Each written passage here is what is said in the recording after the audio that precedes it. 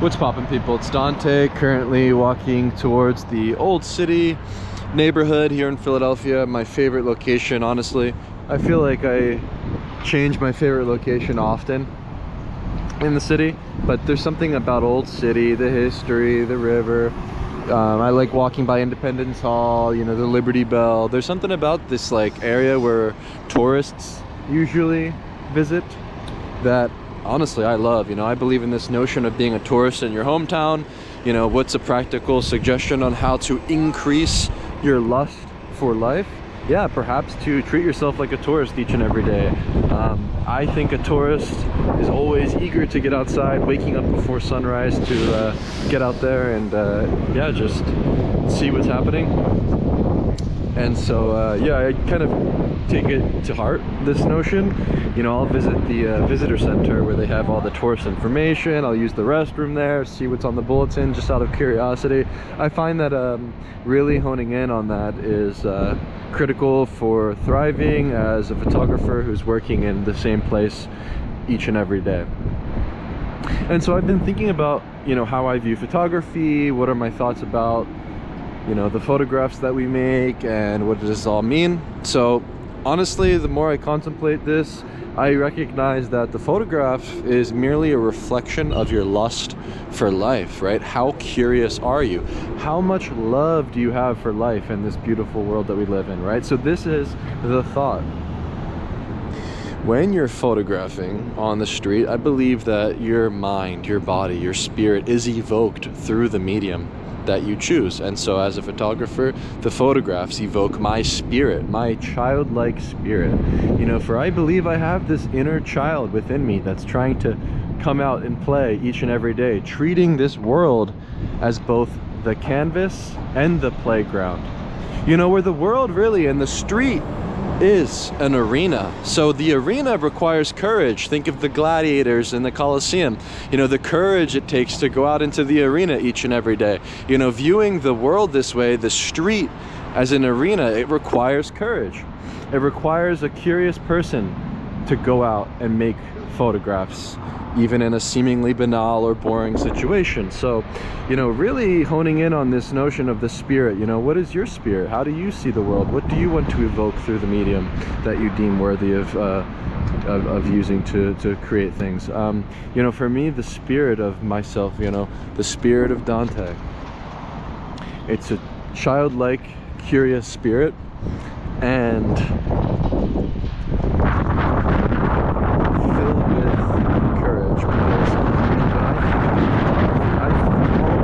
onto the front lines of life, you know, where I don't really believe in these notions of good or bad photographs, but the more important questions to ask are, you know, how curious are you? How courageous were you when you press the shutter, right? It's easy to make a good picture, you know, whatever that means, right? It's easy to be a skilled photographer, frankly.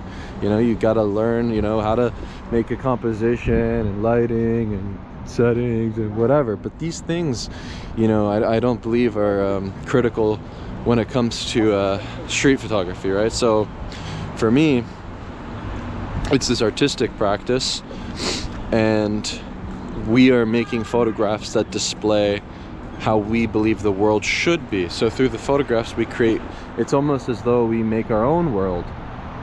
And so with that in mind,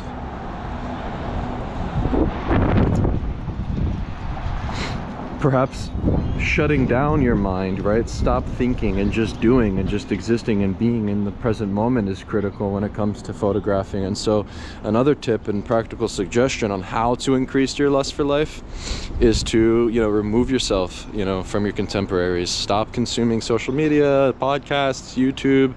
You know, don't listen to music in public with AirPods. You really must enjoy the visual, auditory, sensual experience that is the street.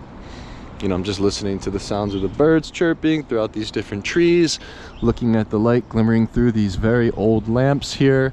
Benjamin Franklin's house is just across the street. You know, I'm looking around and I'm observing and smelling out the possibility to make a photograph, right? I'm not looking at life in front of me thinking, oh, this is a picture. Oh, that's a complementary color. Oh, these are leading lines. You know, these are shapes, these are forms. I'm not looking at the world that way. And so you're not a picture, I'm not a picture, that's not a picture, right? So when you're making pictures, you must respond through your intuition, right? So when I'm out on the street, practically, I'm fasted, right? I have no food in my belly. There's this clear connection between my mind and my body and my gut, where I believe within your gut lies this godlike intuition.